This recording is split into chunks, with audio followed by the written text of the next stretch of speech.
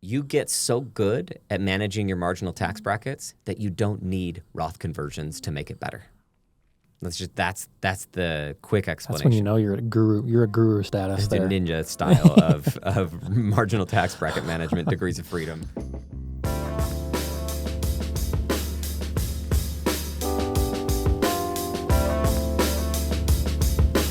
Welcome back to the Zacc Call Money Education channel. I'm excited to have you here. Today, we are talking about the 8 advanced reasons to Roth or not. We just finished an episode around the basic core understanding of to Roth or not. This entire season is called All About That Roth. And if you stick around with us through these episodes, you will understand Roth better than nearly everyone else out there. My name is Zacc Call. I'm the president of Capita Financial Network. This YouTube channel is a passion of mine. I want to give free financial information, advice, education as much as possible to everyone. Technically, this channel is not advice because we don't know your exact situation. It is educational in nature, and we really want to help you out. I'm here with Tyson Long. Yep, Tyson Long, wealth advisor with Capita, and I'm all about that Roth. There you go. Tyson's one of our more senior advisors, very technical. I consider us both nerdy. So here we are today. We're tackling all about that Roth. Okay, real quick before we get going, if you would like to learn more about Capita Financial Network or see any of our disclosures, you'll find those in a link below. Make sure that you like and subscribe if you're trying to keep updated on all of this. We will be releasing episodes in a very specific order that walks you from start to finish on topics over 4 or 5 seasons. We've talked a lot about retirement income and planning around around your own income in our previous first season. So this is season 2, all about that Roth. All right, so we're talking about 8 advanced reasons to Roth or not. In the previous episode, we talked about 4 basic reasons. Your tax rate will rise, your tax rate will drop, you're trying to max fund your contribution limits, or the last one was you want control in retirement, degrees of freedom, marginal tax bracket management, all of that.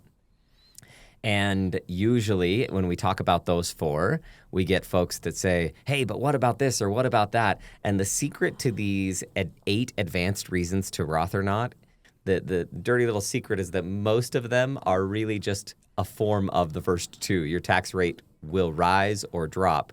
But for whatever reason, it's important to maybe call out a few of these so people understand that they're actually part of the tax rate rising and dropping. Now, a few of them are not. A few of them are, let's call it like the domino effect of having one status versus the other can have additional impact on other aspects of your retirement plan.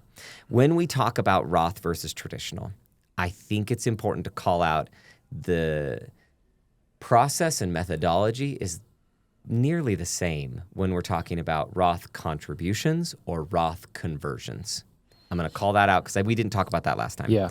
A contribution is where you're putting money into a retirement account, new money in. A conversion is when you have money in a traditional tax status, a pre-tax status, a tax-deferred status. These are all the same thing. When you have that tax status and you want to get it over to a Roth, you have to pay taxes as you convert. That's a Roth conversion. This logic, the methodology, the math, it's all incredibly similar. So don't let yourself get too caught up on that. If you're a younger person and you're talking about contributions, then this applies. If you're an older person, older, that's terrible. I shouldn't say that. If you are a mature person, if you're nearing the doors of retirement or you've crossed through that threshold and you are in retirement, it's probably more of a conversion conversation for you than it is a contribution conversation, but all of this math is the same. Anything else to add before we dive into the 8? Let's go. Okay. Let's do it. 8 advanced reasons to Roth or not. Again, secret is that most of these are tax rate rises or tax rate drops. We'll call that out when possible. So required minimum distribution management. That's reason number 1. What happens when you hit a certain age, and depending on your birth year, we're talking about 73 up to 75, and depending on when you hit that in your birth year, the government says, hey, you've had this tax-deferred account long enough, and we'd like you to take some money out. And that forces you to have to pay taxes on it as you take the money out. Uncle Sam wants some taxes.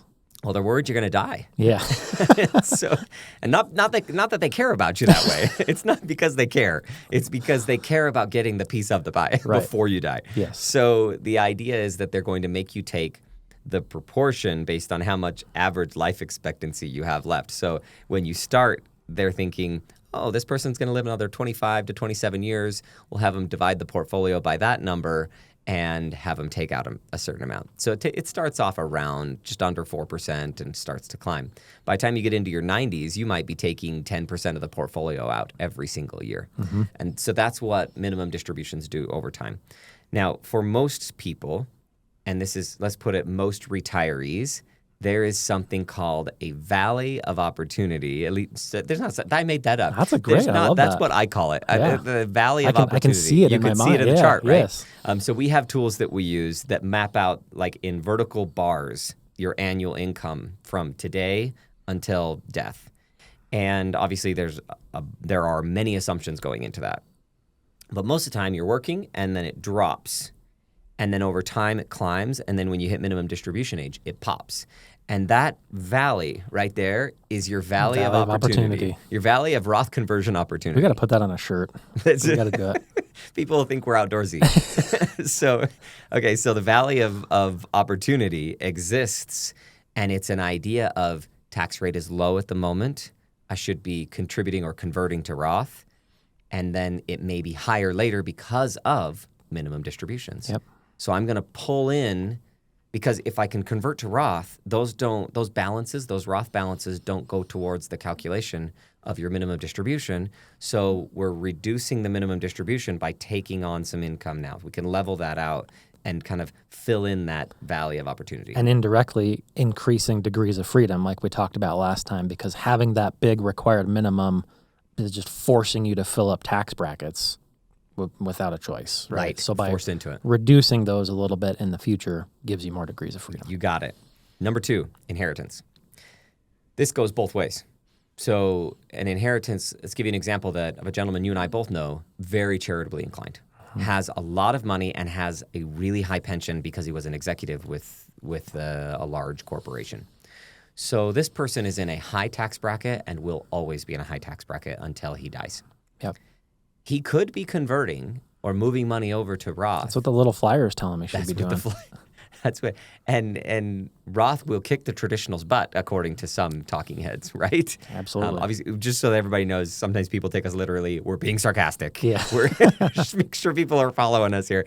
That guy, if he converted, it would be a huge mistake because when he dies, it's all going to charity. Yep. Charity doesn't pay a dime in taxes to get that IRA. Yep. So, in addition to that, his kids are in a lower tax bracket. We said it's all going to charity, but it's not quite all. There's some going to kids. A little bit, yep. Even his kids receiving it and having to pay taxes on it, it's still at a lower rate than his. So once again, inheritance is usually a version of tax rate will drop or rise. You had another scenario, though, that's rise. On the other end, I've got a client where one spouse is, I can't remember if it's 14 or 15 years older, big IRA, younger spouse.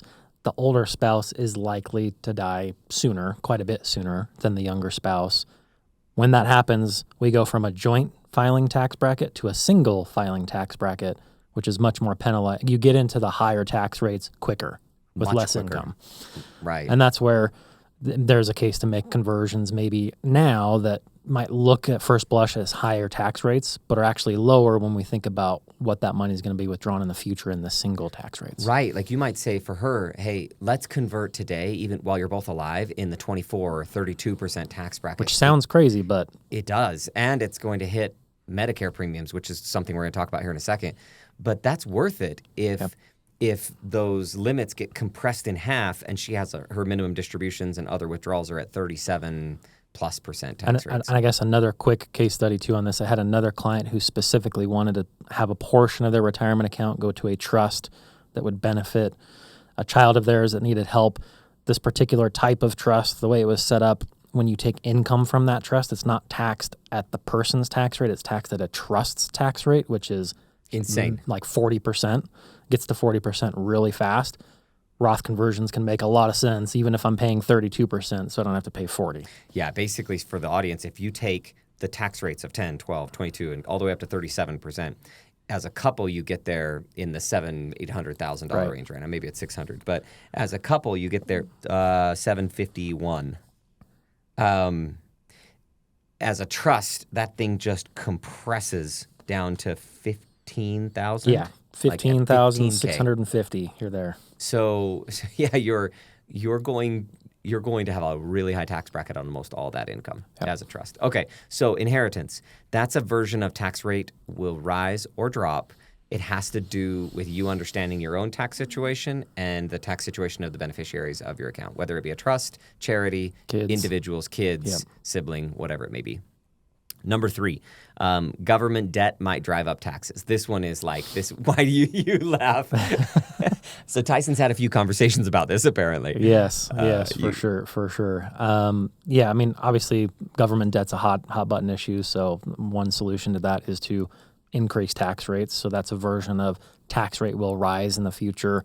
Let's get ahead of that by converting dollars now. Yeah, and I tease a little bit, about you smiling about it, but it's a legit concern. Like it is a legit concern. We have a difficult situation here in the U.S. where because of our reserve currency, we actually have quite a bit of freedom to be able to take on debt, and those things may change over our lifetime or they may not in terms of like the reserve currency status. And we're not talking about economic policy today.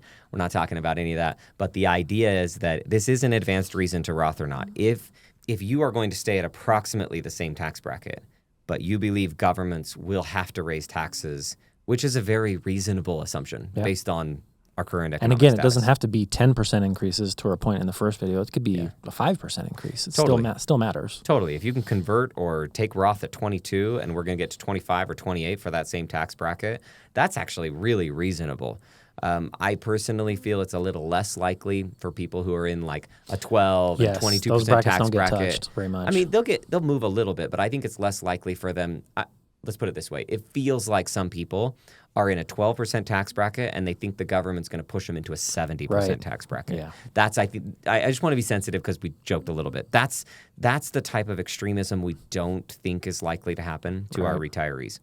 I definitely think people are going to see like a 12 to a few percentage points higher, 15, 18 in that bracket. It's a reasonable assumption. Totally reasonable. Maybe just be careful not to let the extreme news channels tell you that you're paying single digits today and you're going to give away 80% of your income to taxes. That's probably not going to be you.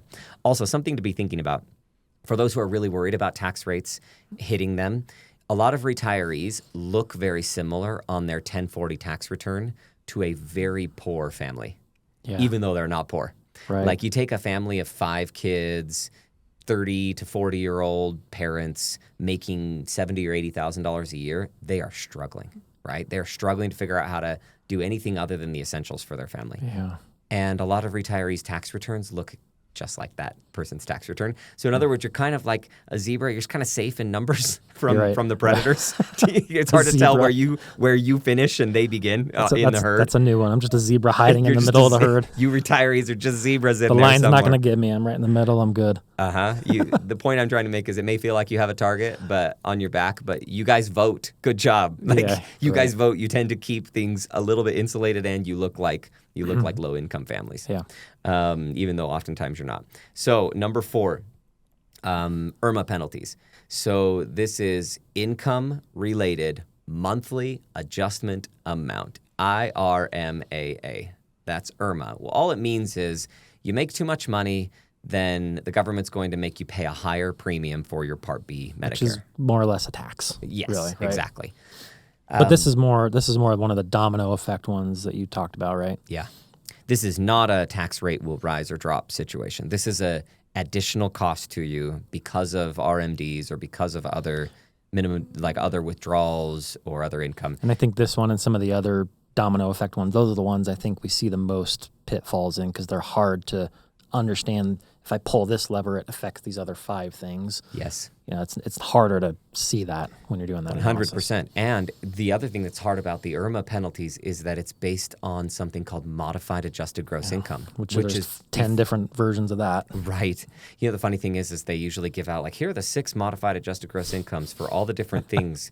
and Medicare's is not on there normally. Yeah. And they're like, the Medicare one's over here. Good luck finding it. Yeah. But okay, so you have this number that is before deductions, before adjustments. It's basically all your income. So you start looking at your net income on your tax return for tax rates, but then you have to add things back in to look at your eligibility for Medicare. So those MAGI versus taxable income become to your point, a little bit harder to control and calculate, and easier to fall into this domino effect and pitfall of higher Part B premiums. Yeah. Now, with that being said, there are plenty of situations in which we will purposefully cross that line and advise that a client pay higher Part B premiums, because the Part B premiums of a few $100s more a month is nothing compared to the effect of a huge minimum distribution at 75. So that's something, or 73. Remember, and I think that IRMAA, the additional cost is a fixed dollar amount within a range. So it's not like each dollar you convert more, you're paying more IRMAA. It's like once you cross that threshold, you're paying a fixed cost. So it actually starts to make sense to really go through that threshold sometimes and spread that additional cost over more dollars. Totally. Yeah. It's once you cross the line, you almost go up to the next line. Right. Yeah. But knowing where those are is difficult. Yes, that's hard. Okay, number 5 is related. So this has to do with phase outs and adjusted gross income and eligibility management. So things like Affordable Care Act and health care associated with that. IRMAA is kind of part of this. Phase outs for different tax benefits. There are certain deductions that phase out at different income levels. And so understanding those phase outs and understanding that you could actually, like through a conversion, a Roth conversion or some sort of taxable income when you're pulling out from a traditional, could make you ineligible for education credits or different things that you might be paying. And marketplace insurance. That's right. Yeah. So that's one where the way we do that is we take our client's tax returns, throw it through an audit system. It generates a one-page report that shows all the phase in and phase outs and whether you're under, in the middle of it, or over it. And that way we can immediately know where you are and then start to mock up different changes. So that one's harder for me to talk about on a YouTube channel because there are so many of them. I mean, it's a list of 15 typically that we're looking at, 15 to 20. So, but it is an effect. It is a downstream effect, but the effect is actually usually minimal. It's the effect of this is not as great as your tax rate going up 2% or down 2% or something like that. So keep in mind, still from our last episode, tax rate rise and drop is the primary driver of this whole situation. All right, that was number 5. Number 6 is fascinating to me, and I'm weird about this, but here we go. So Social Security has a 2-part, and we will do a future video to show you how all this Social Security taxation works. But in summary, Social Security has a 2-part calculation that feeds into a 2-part calculation that then says the lesser of 2 other numbers. That's the amount of Social Security you have to include on your Sounds like tax a government return. formula. It is very much a government formula. So we even have tools. So if you want to get ahead of it, we'll make the little tool available, but I need to do a video to teach everybody how to use it. But that's a tool available to the public that we can give. It's an Excel file that shows you that calculation. Again, I'll walk through that later. But the point is, sometimes those minimum distributions force an individual to have to include up to 85% of their Social Security. And if all they had was Social Security and IRA withdrawals, if we converted all of their IRA money over to Roth, and they don't have any minimum distributions and they don't have any taxable income from their Roth withdrawals, they may be able to completely erase their Social Security income too from their tax return. So going from including 85% on their tax return of their Social Security, they could go down to 0. Let's do a quick example. So let's say that you have $60,000 between a couple of Social Security, and you have to include 85% of that. So that's going to be about $51,000. So you have about $51,000 you have to put on your tax return of the 60 if you're maxed out in terms of how much of your Social Security you have to include. So $51,000 of Social Security, plus you have minimum distributions. And so maybe your income is 100 total or something like that, right? Because another $49,000 of minimum distributions. If we convert before you hit 73 to 75, all of your IRA money over to Roth, then what happens to that $51,000 is it gets compressed, and the likelihood is that you will not have to pay taxes on that Social Security income at all. I'm going to pull up a quick guide, but the bottom line is you could potentially erase all $60,000 of Social Security. Yeah, so in effect, you're now completely avoiding income tax on a pretty big chunk of income that you otherwise would have been paying taxes on. So now we have to add that variable into it to think about, calculate the tax savings on just the conversion itself, but now also add in, what did I save on taxes I would have paid on Social Security, right? Yeah. So here's an example. That example of $60,000 of Social Security, let's say you converted enough that you only had $20,000 of minimum distributions in the future. And we'll go back to our example. We'll make this particular chart available. But $60,000 of Social Security and $50,000 of other income, you are required to show 61% of your Social Security. You're not quite to the full 85 yet. And then if you could reduce your IRA balances through conversions enough to get down to $10,000 or $20,000, you only have to include 7 to 19% of your Social Security. And that is going to be wiped out by the standard deduction, and you have a zero tax bill. So it's a unique... Starting from zero.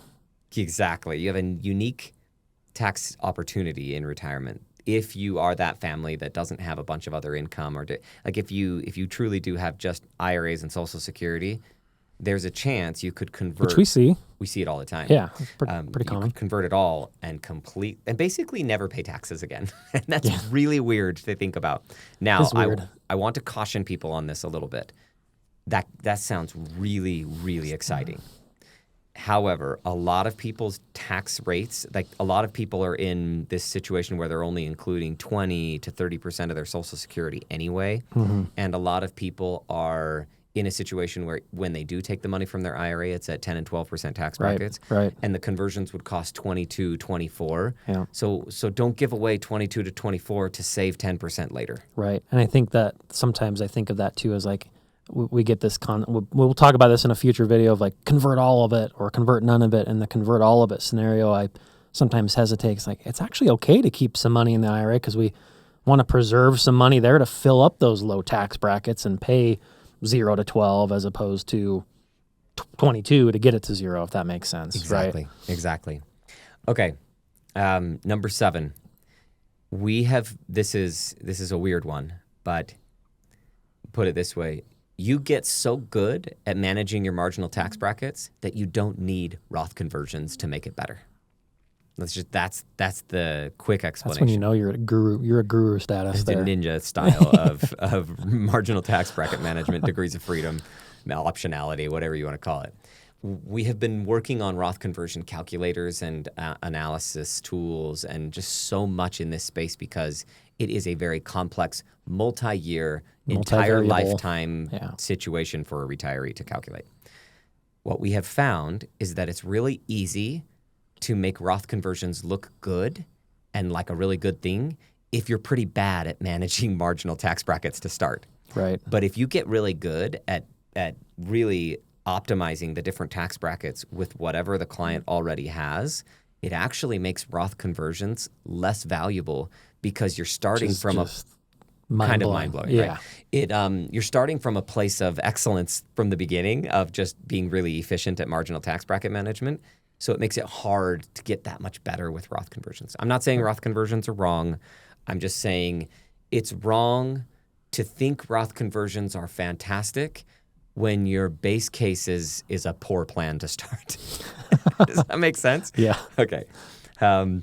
So what we have found is that through the process of analyzing Roth conversions, it's actually improved our ability to manage marginal tax brackets and made it so we do less of them in certain situations. Yeah. Okay. That's number 7. You get so good at marginal tax bracket management, you don't need Roth conversions. And you realize that your overall rate in retirement isn't that bad. Okay. The last one is a reason to Roth. And the idea is imagine that those bars that we talked about and the valley of opportunity. And then imagine you can go across that and show, in fact, let's get a visual up for this because I've got one. So You can do. We have a chart that shows different colors. This is our tax software we use. Different colors for horizontal lines showing the different marginal tax bracket lines. Now, if an individual's income is below, let's call it a particular line, if it's the orange, yellow, red, whatever, this is where the line goes, and their income is below it now and will be above it later, meaning you're straddling that line. At different times, you're above it and below it on one side or the other. If you find that you will straddle that line, then, and it could be the valley of opportunity, or it could be a couple of years where you don't work, or it could be later in life for whatever reason you have royalties or other income that goes away, things like that. An investment that's going to sell and be high for a bit and then really low for another bit. You are straddling a particular marginal tax bracket line. And when you do that, you look at the headroom under, and you convert at that point to avoid having to take income above. And even if it's a 2% difference between 22 and 24, it's worth it. And the closer those years are to each other in time, the more predictable and the more likely that your decision of a 2% difference is going to be the right move.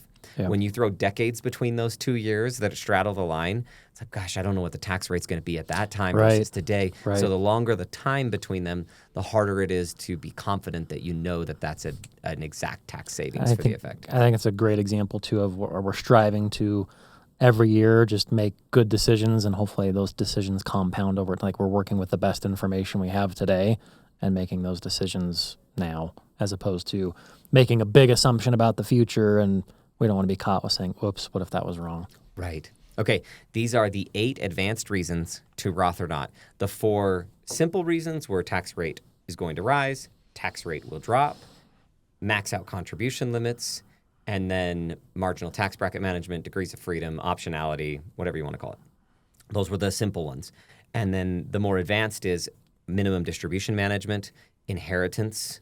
Tax rate's going to go up or down because of inheritance for the next person. Understanding the effect of government debt and tax policy and how that may change, probably will change, so understanding how that works. Income-related monthly adjustment amounts, IRMAA on Medicare. That was number 4. Number 5 is other phase-outs, AGI limits, other eligibility management. That's a list of a bunch of different phase-outs. Number 6, elimination of taxes on Social Security entirely, or at least the reduction of the percentage of Social Security that you have to include on your tax return. Number 7, once you get really good at marginal tax bracket management, you realize you don't actually need Roth conversions to have a really favorable tax rate in retirement. And then number 8, this is you're going to straddle a particular marginal tax bracket line, and you're just trying to move income from one year to another. So those are your 8 reasons, 8 advanced reasons to Roth or not to Roth. And then we're going to get into our next episode, which is the Roth, like the wrong Roth decision, like all the ways that people are like mathematically thinking about it wrong. Those were the reasons to go one way or another from an advanced. And so far, all we've done is given you concepts. The next episodes, we're going to get into very concrete, like this is how you make the decision. And the next episode will be this is how you shouldn't make the decision, right? Because these are all the bad math scenarios. And then after that, we'll go into the exact methodology that we use for doing Roth right, and how we work through each individual, put them in a particular strategy in terms of concept, and then execution on that strategy. Yep. So those are our next 2 episodes. And then after that, we follow up with some of the 5-year rules and other aspects of Roth to be thinking about. Tyson, before we wrap up on all of these conceptual like ways of thinking about Roth versus traditional, I want to throw out just a couple things, and maybe you throw out anything else that you feel like is necessary. Okay. Inevitably, I get the point or the question where people say, "Well, you mentioned it last episode. I'm going to put $10,000 into my Roth or $10,000 into my traditional, so I'm putting the same amount of money in, and so the Roth is way better because that's all mine, whereas the traditional is not all mine. Some of that's going to go to taxes." And to that I say, they make that argument as your same spendable calculation is wrong. Right. because it's not the same spendable in that scenario. And I agree that $10,000 going through a Roth is going to create more spendable than $10,000 going through a traditional. The thing that that person is missing is that $10,000 going to your Roth, let's just take a step back. You probably used $13,000 of pre-tax money or so to make that happen. So what if you did $10,000 to the traditional and $3,000 over to a non-retirement brokerage portfolio? And now you've invested $13,000 because in the traditional path, you have that $3,000 of tax savings to be able to invest. Right. In the Roth path, you don't. So it's like this infinite loop where people are like, no, but it's 10. It's like, okay, well, it's actually 13 and 10. Well, no, then what if I do 13 in each? Well, it's like, okay, well, then it's 16 and or 17 and 13. Unless the only income you ever got was life insurance proceeds that were tax-free or something crazy, you never had to pay tax, which isn't realistic, right? In that case, throw it as much as you can into a Roth. Which isn't earned income anyways. Yeah, which you couldn't unless you had earned income. So we're back to the same conversation. You can see the gymnastics we have to go through for that to even start to even make sense. Okay, so stick around with us. Make sure you subscribe. This has been an episode to really help you understand the advanced reasons to Roth or not. And now we're going to move into the ways to do it wrong, the ways to do it right, and the various rules. So make sure you like, subscribe, however you're watching this. Make sure you follow us. It's been really fun to grow the community. Share this with people so that we can help more people. You can see we just want to give away as much quality and accurate information as possible. Thanks for joining us. This is the Zacc Money Education channel. Stick around.